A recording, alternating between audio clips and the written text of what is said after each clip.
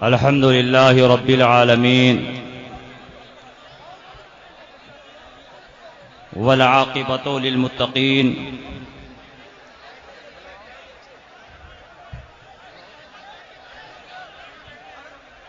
والصلاة والسلام على سيد الأنبياء والمرسلين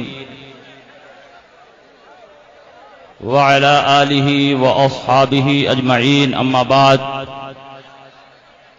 فاعوذ بالله من الشيطان الرجيم. بسم الله الرحمن الرحيم. إن الذين آمنوا وعملوا الصالحات سيجعل لهم الرحمن ودا. آمنت بالله صدق الله مولانا العظيم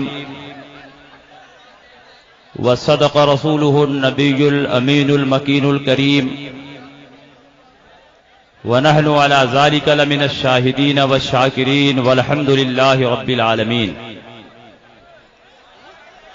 کچھ کہنے اور سننے سے پیشتر آئیے ہم اور آپ مل جل کر انتہائی عقیدت و محبت کے ساتھ گنبد خضرا میں آرام فرمانے والے آقا و مولا مدنی تاجدار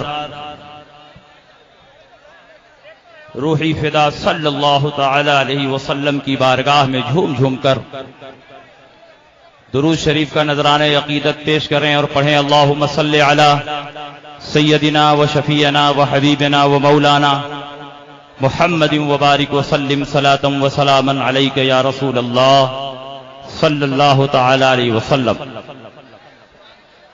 حضرات، اگر آپ حضور تاج الشریعہ سے سچی عقیدت و محبت رکھتے ہیں تو انتہائی اطمینان و سکون کے ساتھ اپنی اپنی جگہوں پر بیٹھ جائیں اور آج کے اجلاس سے جو پیغام آپ کو دیا جائے وہ پیغام دل کے گلدستے میں سجا کر ملک کے کونے کونے میں پہنچانے کا کام کریں. یہ آپ کی خوش نصیبی ہے کہ عالم اسلام کی عظیم شخصیت وارث علوم اعلی حضرت قاضی القضات فی الہند قائم مقام مفتی اعظم ہند حضرت علامہ مفتی اختر رضا صاحب قبلہ مدد اللہ العالی کو اپنے ماتھے کی نگاہوں سے دیکھ رہے ہیں. حضور تاج الشریعہ کے بغل میں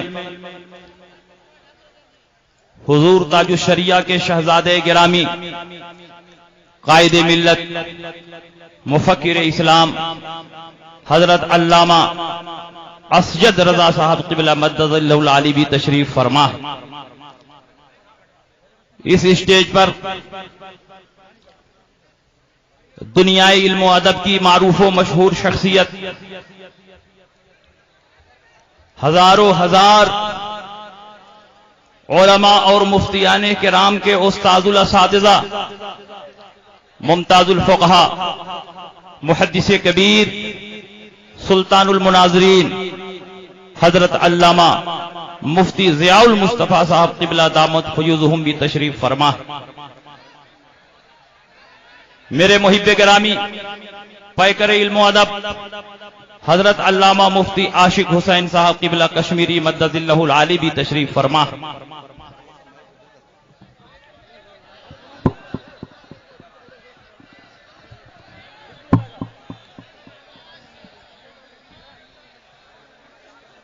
آپ حضرات حضور تاج الشریعہ مدد اللہ العالی کا اپنے ماتھے کی نگاہوں سے دیدار کریں اور دل کے کانوں سے میرے پیغام کو سنیں.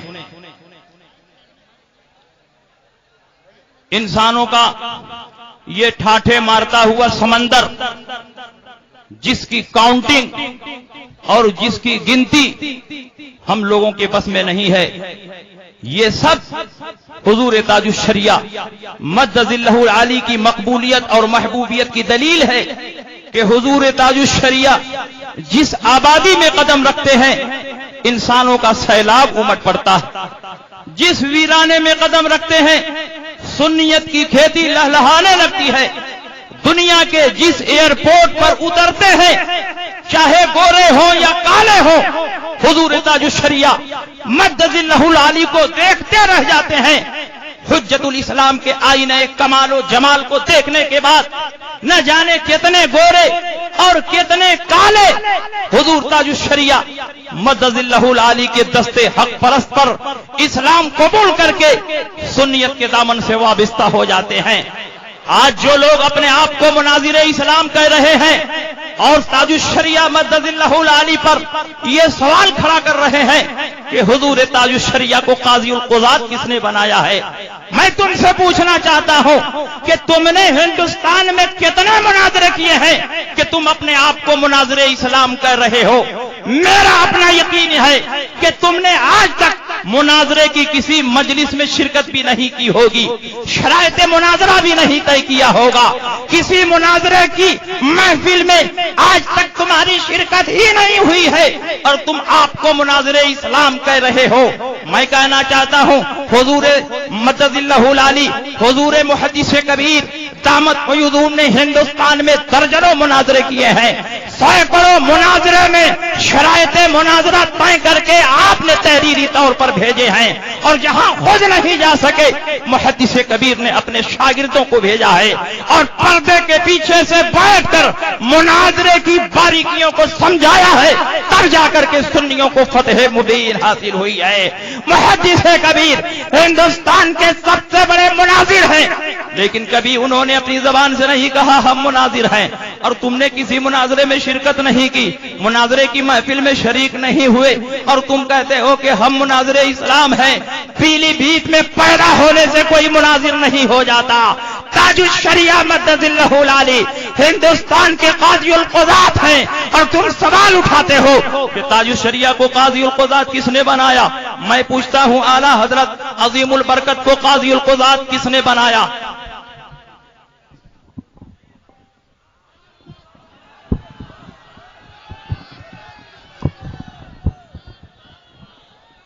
تم سوال اٹھاتے ہو کہ تاج الشریعہ کو قاضی القضات کس نے بنایا؟ میں پوچھتا ہوں کہ اعلیٰ حضرت کو قاضی القضات کس نے بنایا تھا؟ اعلیٰ حضرت اپنے زمانے میں غیر منقسم ہندوستان کے قاضی القضات تھے، اور اسی حیثیت سے اعلیٰ حضرت عظیم البرکت نے صدر الشریعہ کو پورے ہندوستان کا قاضی مقرر فرمایا، اور جب آپ قاضی کی تقرری فرما رہے تھے تو آپ نے فرمایا اللہ و رسول کی بارگاہ سے جو اختیار ملا ہے اسی اختیار کی بنیاد پر میں ہندوستان کا آپ کو قاضی مقرر کرتا ہوں۔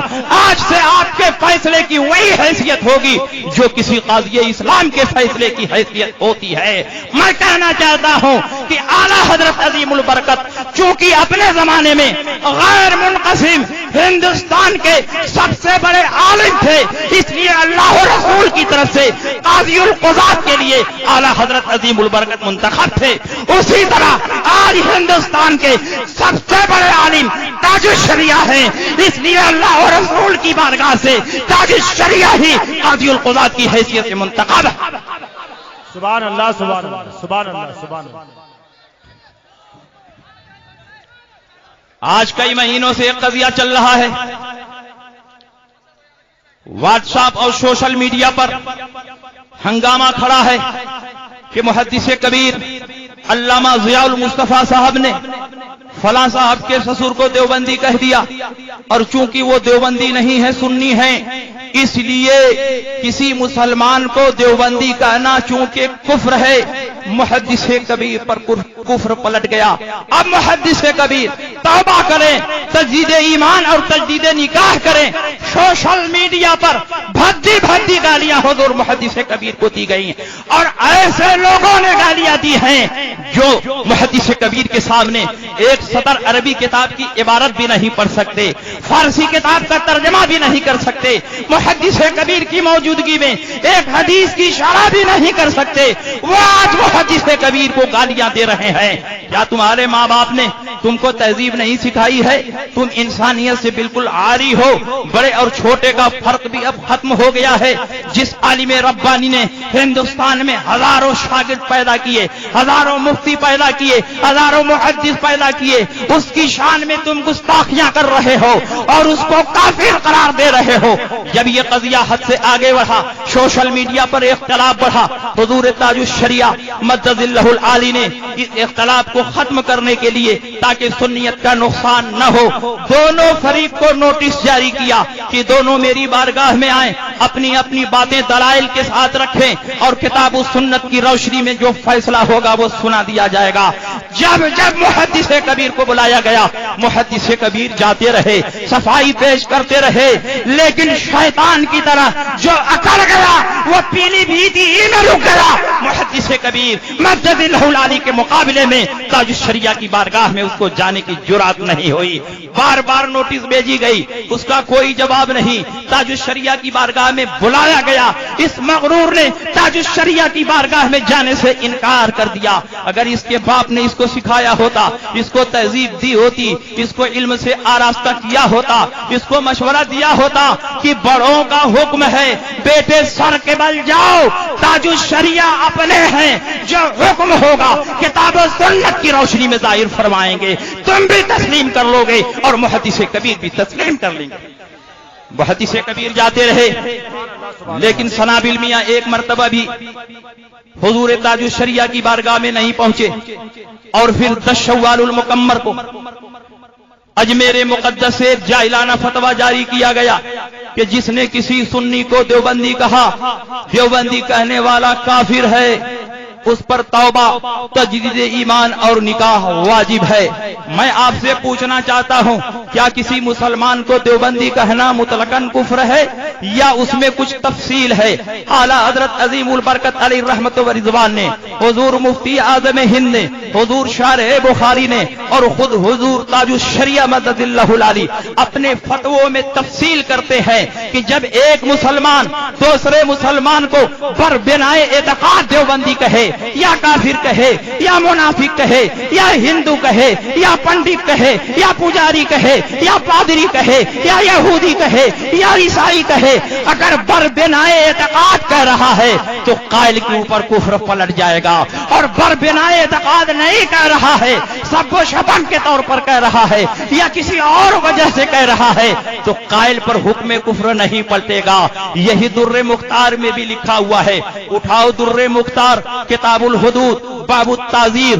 در مختار کی عبارت یہ ہے، وَأُزِرَ الشَّاتِمْ بِيَا كَافِرْ وَهَلْ يُكَفَّرُ إِنِ اعْتَقَدَ الْمُسْلِمَ كَافِرًا نَعَمْ وَإِلَّا لَا وَبِهِ الْيُفْتَى۔ جس نے کسی مسلمان کو کافر کہا اس کے لیے تعزیر ہے، لیکن کیا اس کی تکفیر ہوگی یا نہیں ہوگی؟ تو فرماتے ہیں کہ اگر کسی مسلمان کو اعتقاداً کافر کہا ہے تو اس کی تکفیر ہوگی، ورنہ تکفیر نہیں ہوگی۔ اور اسی پر فتویٰ ہے، یہی حکم ہے کسی کو دیوبندی کہنے کا، یہی حکم ہے عیسائی کہنے کا، یہی حکم ہے ہندو کہنے کا، یہی حکم ہے شیعہ کہنے کا۔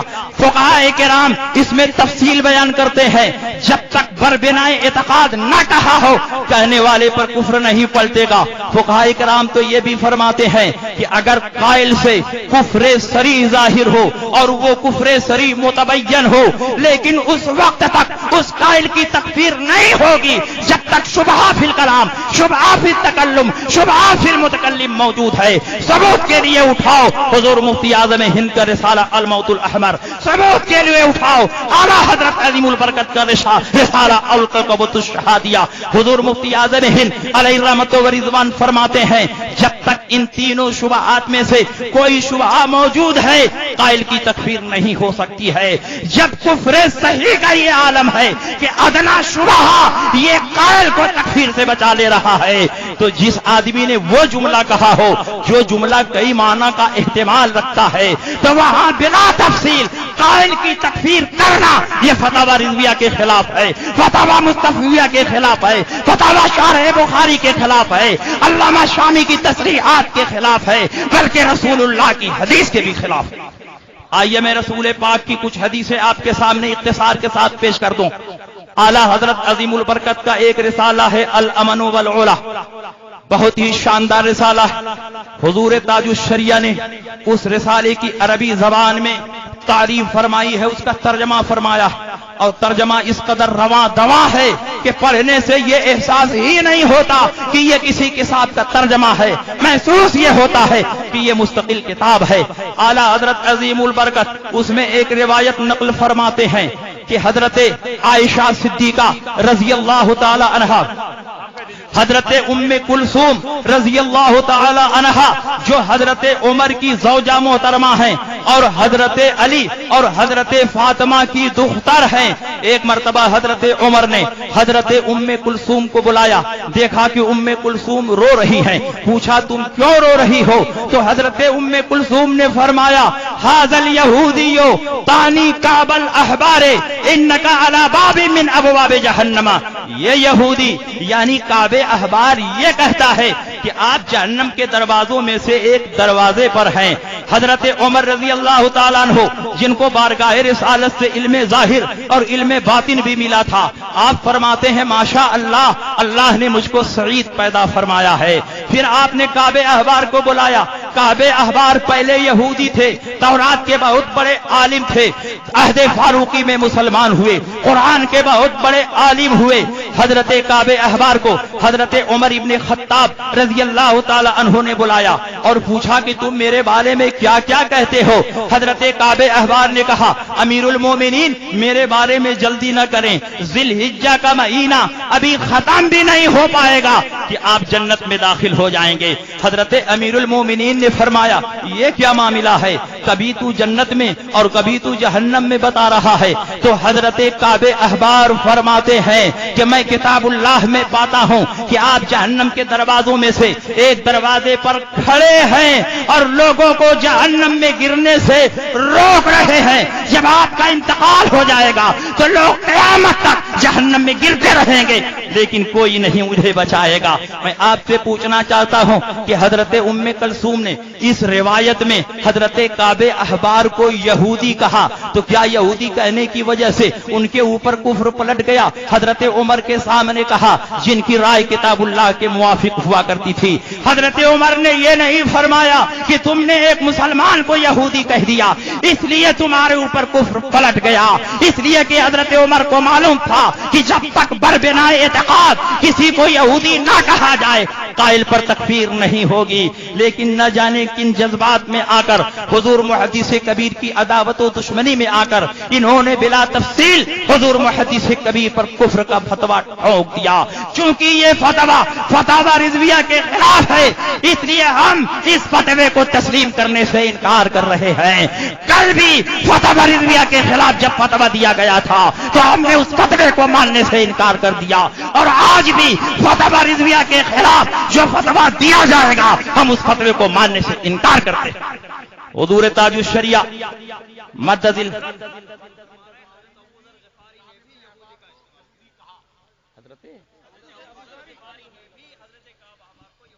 ہاں جی ماشاء اللہ حضور تاج الشریعہ مدد اللہ العالی کا علم دیکھو، علم نہیں علم کا سمندر ہے. حضور تاج الشریعہ فرما رہے ہیں کہ حضرت ابو ذر غفاری نے بھی کعب احبار کو یہودی کہا تھا. بتاؤ حضرت ابو ذر غفاری تو صحابی ہیں، حضرت ام کلثوم تابعی ہیں، یہ یہودی کہہ رہے ہیں لیکن حضرت عمر ابن خطاب رضی اللہ تعالیٰ عنہ نے کفر کا فتویٰ نہیں ٹھوکا اس لیے کہ ان کی تربیت بارگاہ رسول پاک میں ہوئی تھی. حضرت عمر رضی اللہ تعالیٰ عنہ کو معلوم تھا کہ جب تک بربنا اعتقاد کسی کو کافر نہ کہا جائے، یہودی نہ کہا جائے، عیسائی نہ کہا جائے اس وقت تک قائل کی تکفیر نہیں ہو سکتی. اور محدث کبیر نے جو جملہ کہا وہ تو کئی معنوں کا محتمل ہے. اور در مختار میں کتاب الجہاد باب المرتد میں لکھا ہوا ہے اذا کان فی المسألۃ وجوہ توجب الکفر وواحد یمنعہ فعلی المفتی ان یمیل الی ما یمنعہ. اگر کسی کلمے میں کسی جملے میں کئی وجوہ تکفیر ہو لیکن ایک وجہ ایسی ہو جو کفری نہیں ہو تو مفتی پر واجب ہے کہ قائل کی مراد پوچھے بغیر اس توجیہ کو، اس سبب کو سامنے رکھے جس کی بنیاد پر قائل کی تکفیر نہ ہو سکے. مگر محدث کبیر زندہ ہیں، قائل موجود ہے. انہوں نے محدث کبیر سے ان کی مراد نہیں پوچھی، مطلقاً محدث کبیر کی طرف کفر کو لوٹا دیا. یہ فتویٰ بتا رہا ہے کہ یہ فتویٰ لکھنے والا بھی جاہل ہے، اور اس فتوے پر جن جن لوگوں نے دستخط کیا ہے سب کے ساتھ جاہل ہیں، کبھی دارالفتاء کا مہر نہیں دیکھا.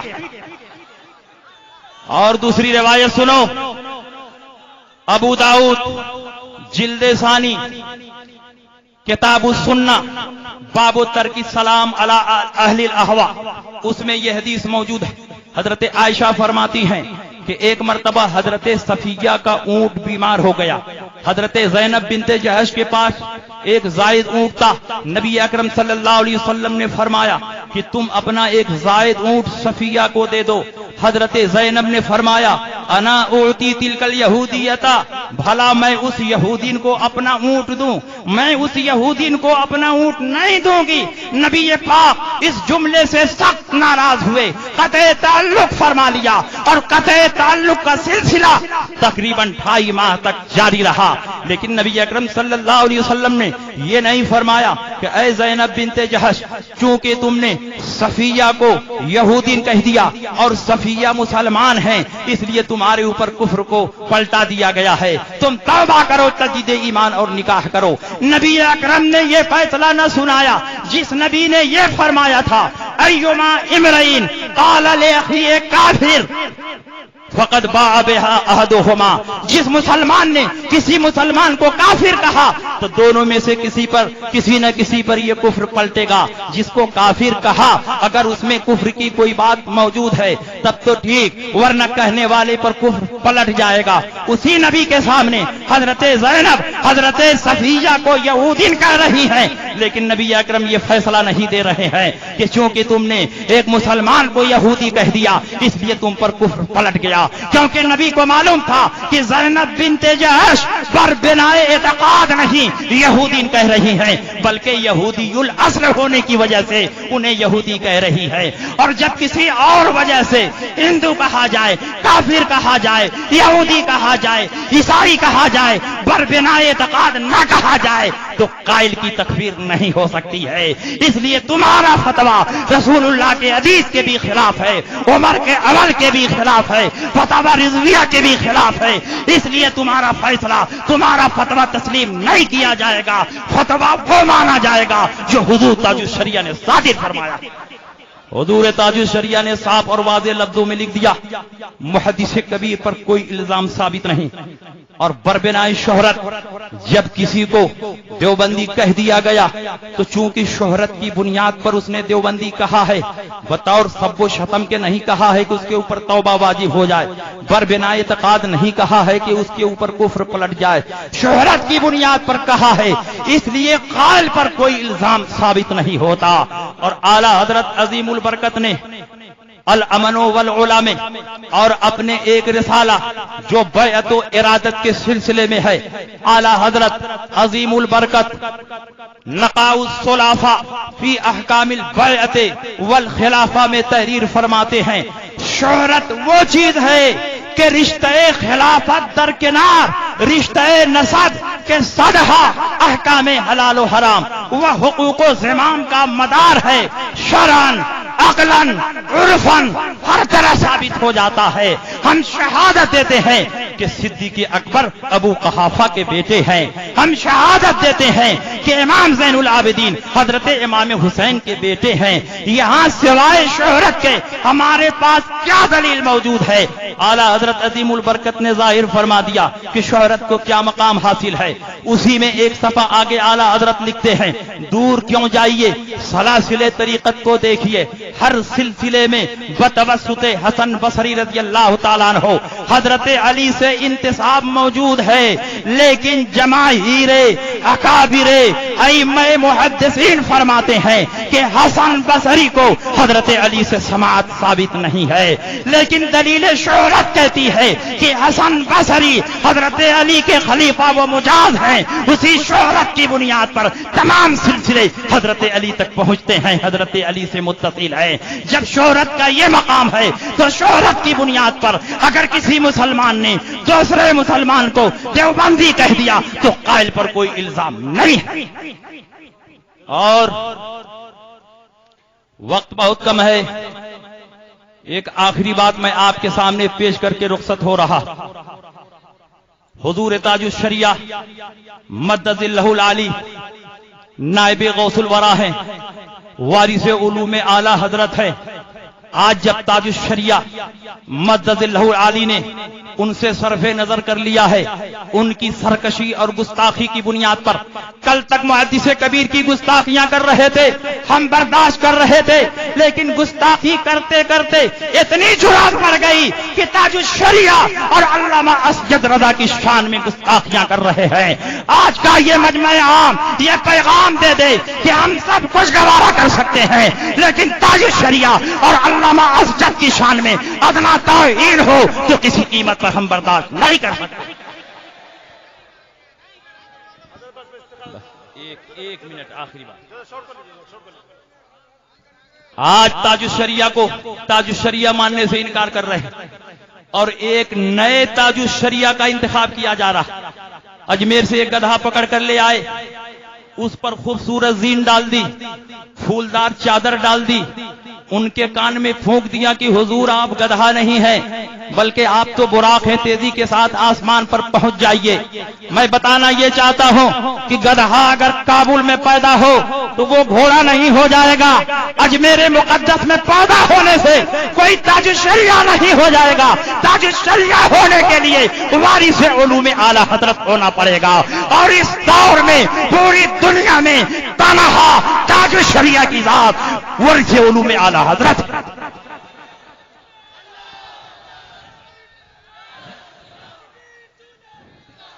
اس لیے حضور تاج الشریعہ مدد اللہ العالی کے مقابلے میں آنے کی جرات نہ کریں۔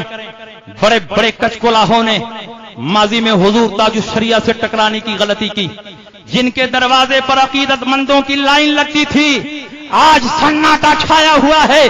بڑے بڑے نامی گرامی خطیب تاج الشریعہ سے ٹکرانے کی کوشش کر چکے ہیں، جن کے اکاؤنٹ میں پہلے 1 لاکھ جمع کیا جاتا تھا، تاریخ ملتی تھی، لیکن آج ان کے شیئر بازار میں اتنی گراوٹ آ گئی ہے کہ 5000 پر تاریخ دینے کے لیے تیار ہیں، لیکن پورے ہندوستان میں کوئی تاریخ لینے کے لیے تیار نہیں ہے۔ ان گستاخوں سے عبرت حاصل کرو۔